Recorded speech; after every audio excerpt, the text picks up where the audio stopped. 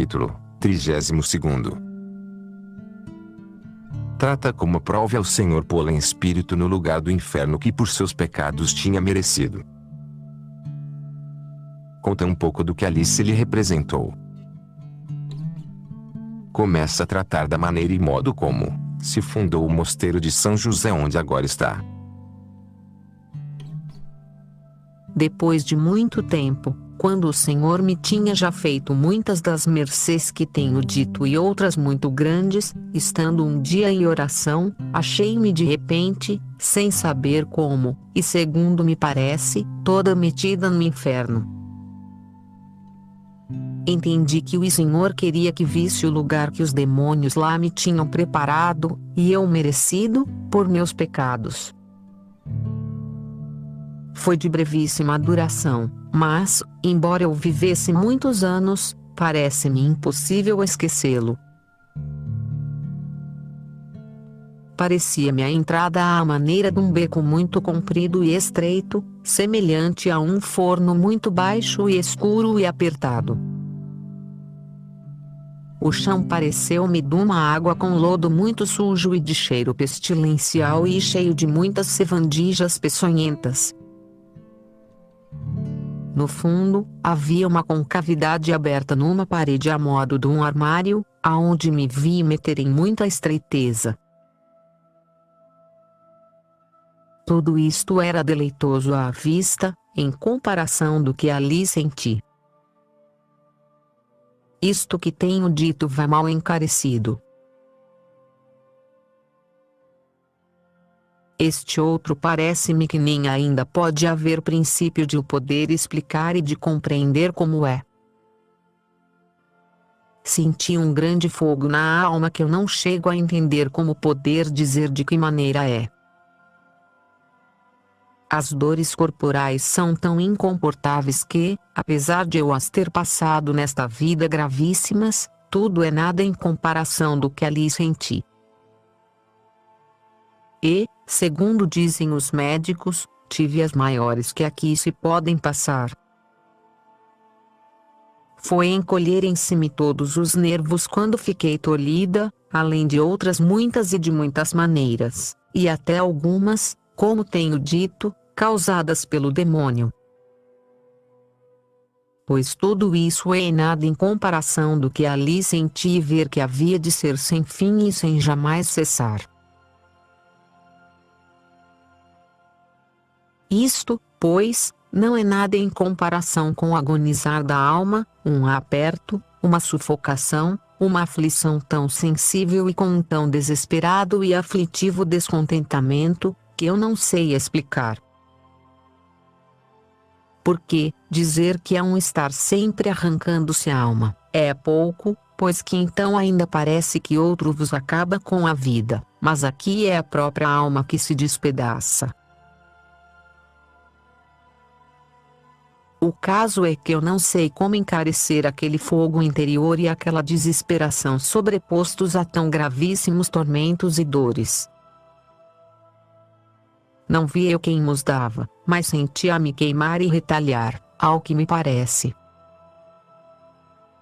E digo que aquele fogo e desesperação interior é o pior.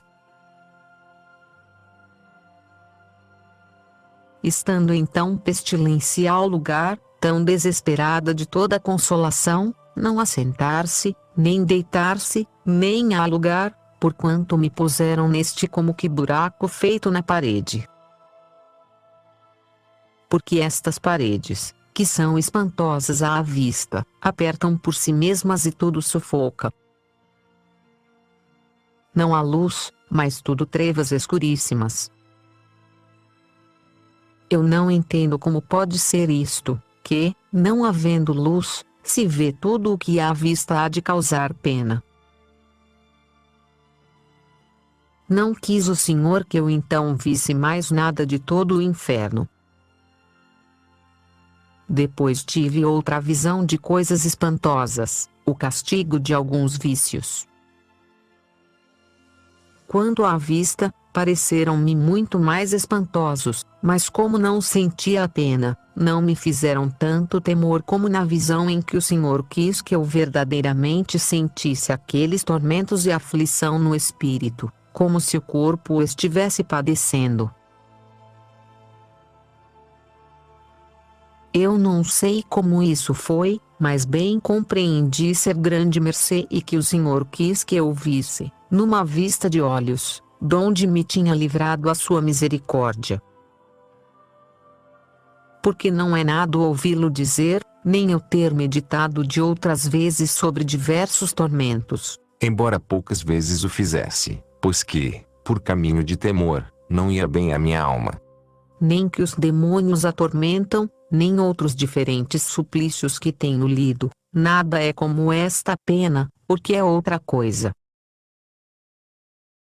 Enfim, é tão diferente como a pintura o é da realidade, e o queimar-se aqui na terra é muito pouco em comparação com este fogo de lá. Eu fiquei tão aterrada, e ainda agora o estou ao escrever isto, apesar de haver já quase 6 anos que de temor, parece-me, e assim é. Me falta o calor natural aqui onde estou. E assim não me recordo vez alguma em que tenha trabalhos ou dores, que tudo quanto cá na terra se pode passar, não me pareça ninharia e assim julgo que, em parte, nos queixamos sem razão. Torno, pois, a dizer que foi uma das maiores mercês que o Senhor me tem feito, e me tem aproveitado muitíssimo, tanto para perder o medo às tribulações e contradições desta vida, como para esforçar-me a padecê-las e dar graças ao Senhor que me livrou, ao que agora me parece, de males tão perpétuos e terríveis. De então para cá, como digo, tudo me parece fácil em comparação de um momento que se haja de sofrer o que eu ali padeci. Espanta-me como, tendo lido muitas vezes livros que dão alguma ideia das penas do inferno, como não as temia nem as tinha no que elas são. Onde estava? Como me podia dar descanso coisa que me arrastava a tão mau lugar? Sede bendito, Deus meu, para sempre. E, como tem parecido que vós me quereis, muito mais a mim do que eu me quero. Quantas vezes, Senhor, me livrastes do cárcere tão tenebroso e como eu me tornava a meter nele contra a vossa vontade. Daqui também cobrei a grandíssima pena que me dão as almas que se condenam, Destes luteranos em especial, porque já eram, pelo batismo, membros da igreja. e os grandes ímpetos de salvar almas, que me parece certo que, para livrar uma só de tão gravíssimos tormentos, padeceria eu muitas mortes de muito boa vontade. Noto que, se vemos cá uma pessoa, a quem muito particularmente queremos bem, com um grande trabalho ou dor, o nosso mesmo natural parece que nos convida à compaixão e, se é grande o sofrimento, oprime-nos também a nós mesmos. Pois ver uma alma, para sempre sem fim, no sumo trabalho dos trabalhos, quem o poderá sofrer? Não há coração que o sofra sem grande pena. Pois se aqui, embora sabendo que se acabará com a vida e que enfim, em breve termo, nos move a tanta compaixão, não sei como podemos sossegar à vista deste outro que o não tem, vendo tantas almas, como são as que o demônio arrasta consigo cada dia. Isto também me faz desejar que, em coisa que tanto importa, não nos contentemos com menos que fazer tudo o que pudermos da nossa parte. Não deixemos nada por fazer e praza ao Senhor seja servido de nos dar graça para isso. Considero que, embora fosse tão imensamente má, andava com algum cuidado de servir a Deus e não fazia algumas coisas que vejo tragarem-nas no mundo, como se não fossem nada. Enfim, padecia grandes enfermidades e com muita paciência climava o Senhor. Não era inclinada a murmurar, nem a dizer mal de ninguém, nem me parece podia querer mal a ninguém, nem era ambiciosa, nem inveja me lembro jamais de ter, de forma que fosse ofensa grave ao Senhor, e mais algumas outras coisas. É que, embora fosse tão ruim, andava em contínuo temor de Deus. Vejo, no entanto, onde os demônios já me tinham arranjado pousada, e a verdade é que, segundo minhas culpas, ainda me parece que merecia maior castigo. Digo, contudo, que era terrível tormento, e que é coisa perigosa o satisfazer-se e ter sossego e contento uma alma que, a cada passo, anda caindo em pecado mortal. Mas sim, tiremo-nos, por amor de Deus, das ocasiões, que o Senhor nos ajudará como me tem feito a mim. Praza a sua majestade não me deixar de sua mão para que não torne a cair, pois já tenho visto aonde irei parar. Não o permita o Senhor, por quem sua majestade é. Amém. Depois de ter visto isto e outras grandes coisas e segredos que por sua bondade o Senhor me quis mostrar da glória que se dará aos bons e da pena que se dará aos maus, andava eu desejando modo e maneira de poder fazer penitência de tanto mal e merecer alguma coisa para ganhar tanto bem. Desejava fugir da gente e acabar, de todo em todo, de me apartar do mundo. Não sossegava meu espírito, mas não era desassossego inquieto, senão saboroso. Bem se via que era de Deus e que sua majestade tinha dado calor à alma para digerir outros manjares mais fortes do que aqueles que comia. Pensava o que poderia fazer por Deus e pensei que a primeira coisa era seguir o chamamento que sua majestade me fizera à religião, guardando minha regra com a maior perfeição que pudesse. Na casa onde estava, havia muitas servas de Deus e o Senhor era nela muito servido. Mas, por causa de ter grande necessidade o mosteiro, as monjas saíam muitas vezes a lugares onde, com toda a honestidade e religião, podiam estar. E também não estava fundada a regra em seu primeiro rigor, senão que se guardava conforme ao que se fazia em toda a ordem, que é com bula de mitigação. Havia ainda outros inconvenientes, pois parecia-me a mim que tinha muito regalo por ser a casa grande e deleitosa. Porém, este inconveniente de sair, embora fosse eu a que muito usava, para mim já era bem grande, porque algumas pessoas, a quem os prelados não podiam dizer que não, gostavam que eu estivesse em sua companhia e, importunados eles, mandavam-me ir. E assim, conforme se iam ordenando as coisas, pouco poderia estar no mosteiro. O demônio devia, em parte, ajudar a isso porque eu comunicava com algumas, o que me ensinavam os que tratavam comigo e assim era grande o proveito. Ofereceu-se uma vez, estando eu com uma pessoa, dizer-me ela e a outras que, se quiséssemos ser freiras à maneira das descalças, seria talvez possível poder-se vir a fazer um mosteiro. Eu, como andava com estes desejos, comecei a tratar com aquela senhora minha companheira viúva, de quem já falei e que tinha o mesmo desejo. Ela começou a fazer planos para lhe dar renda. Ao que agora vejo, não levava muito caminho, mas o desejo que disso tínhamos nos fazia parecer que sim. Eu, por outro lado, Como me sentia com tão grandíssimo contento na casa onde estava, porque era muito ao meu gosto e a cela em que vivia feita muito ao meu propósito, detinha-me todavia. Combinamos, contudo, encomendar muito a Deus o caso. Tendo um dia comungado, Sua Majestade mandou-me instantemente que o procurasse realizar com todas as minhas forças, fazendo-me grandes promessas de que o mosteiro não se deixaria de fazer, e nele se serviria muito a Deus, e que lhe pusesse o nome de São José. Ele nos guardaria a uma das portas e Nossa Senhora a outra e Cristo andaria conosco.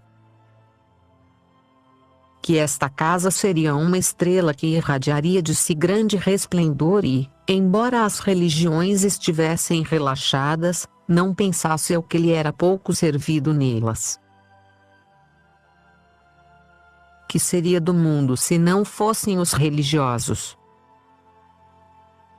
Que dissesse ao meu confessor que ele me pedia isto e a ele lhe rogava não fosse contra, nem o estorvasse. Foi esta visão acompanhada de tão grandes efeitos e de tal maneira esta fala do Senhor que eu não podia duvidar que era Ele. Senti, no entanto, grandíssima pena, pois se me representaram, em parte, os grandes desassossegos e trabalhos que me havia de custar e por estar contentíssima naquela casa, porque, embora eu antes tratasse da fundação, não era com tanta determinação nem com certeza de que se haveria de fazer. Agora, aqui, dir-se-ia que me faziam pressão e, como via que começava coisa de grande desassossego, estava em dúvida do que faria. Mas foram tantas as vezes em que o Senhor me tornou a falar nisso, pondo-me diante tantos motivos e razões, que eu via serem claros e que era a sua vontade, que já não ousei fazer outra coisa senão dizê-lo a meu confessor e dele, por escrito, relação de tudo o que se passava. Ele não ousou dizer-me determinadamente que o deixasse de lado, mas via que não levava caminho, conforme a razão natural, pois eram pouquíssimas ou quase nenhumas as possibilidades da minha companheira, que era quem o havia de fazer. Disse-me que o tratasse com meu prelado e, o que ele dissesse, isso fizesse. Eu não tratava destas visões com o prelado, mas a tal senhora, que queria fazer o mosteiro, foi falar com ele. O provincial anuiu a isso de boa mente, pois é amigo de toda a perfeição e deu-lhe todo o apoio necessário e disse-lhe que admitiria a casa. Trataram da renda que havia de ter e, por muitas razões, queríamos que nunca fossem mais de 13. Antes de começar a tratar disto, escrevemos ao Santo Frei Pedro de Alcântara dizendo tudo o que se passava. Aconselhou-nos que não o deixássemos de fazer e deu-nos o seu parecer em tudo.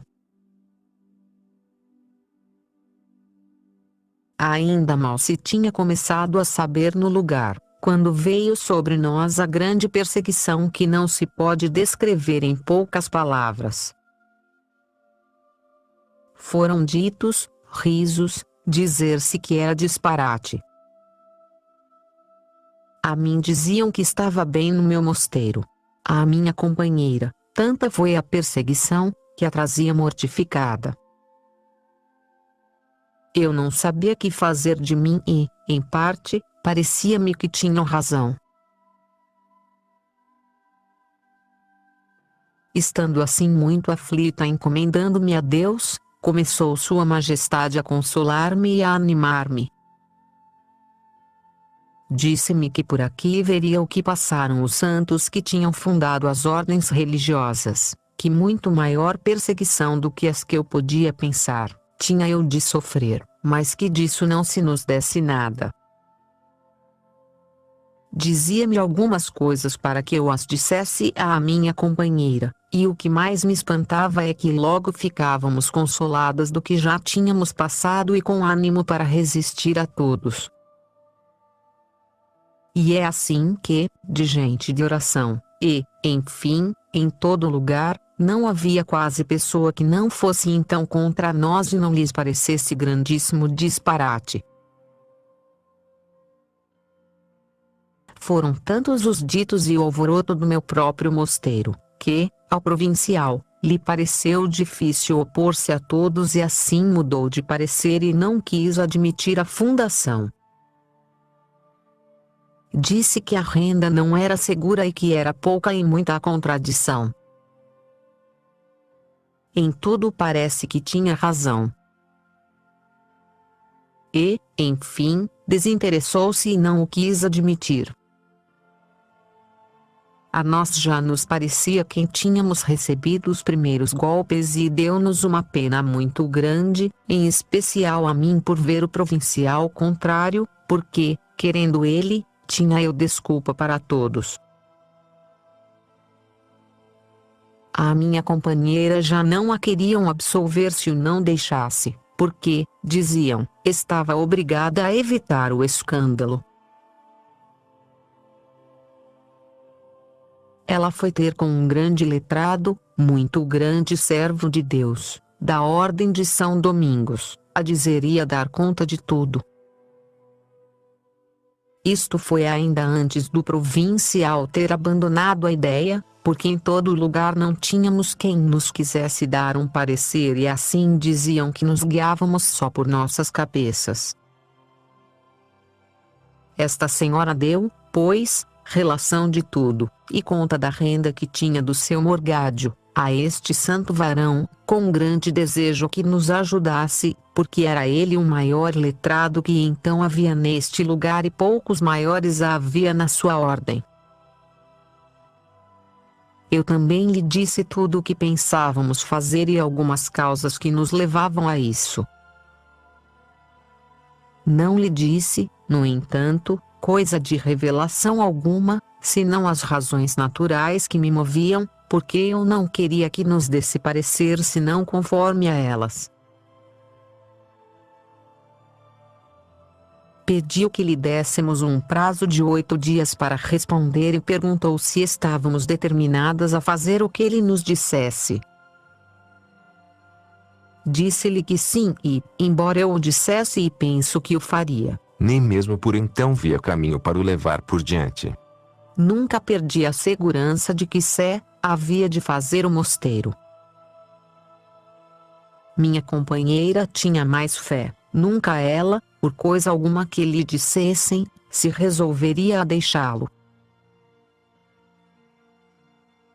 Eu, como digo, achava impossível deixar de se fazer, de tal maneira tinha para mim ser verdadeira revelação, desde que nada fosse contra o que está na Sagrada Escritura ou contra as leis da Igreja que somos obrigadas a cumprir.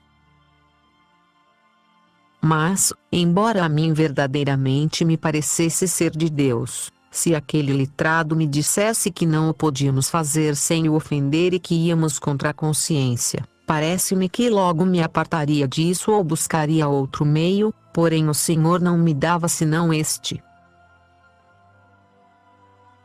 Dizia-me depois este servo de Deus que tomara o assunto a seu cargo na plena determinação de pôr da sua parte muito empenho em nos dissuadir de o realizar.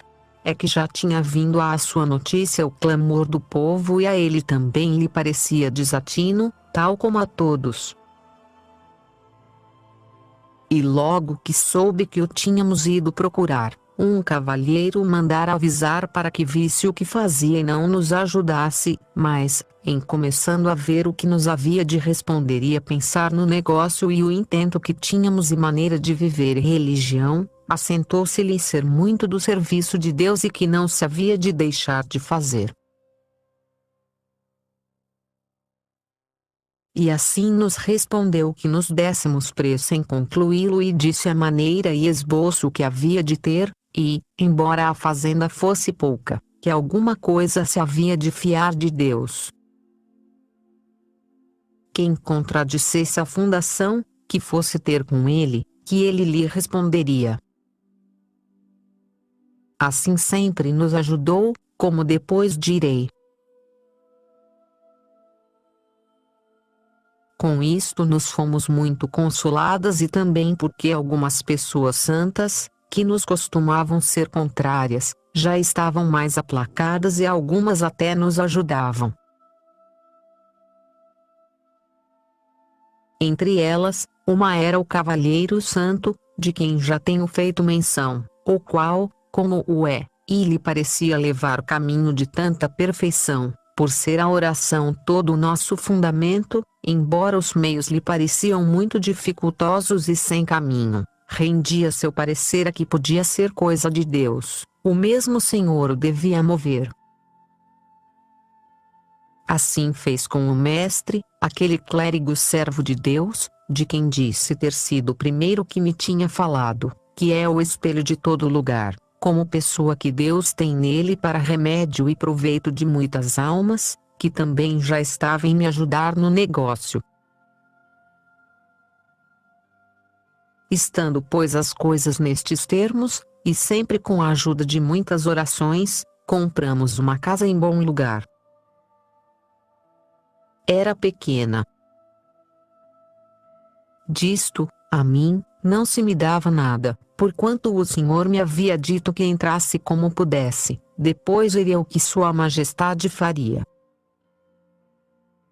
E que bem o tenho visto. E assim, embora visse ser pouca renda, tinha certeza que o Senhor, por outros meios, havia de prover e favorecer-nos.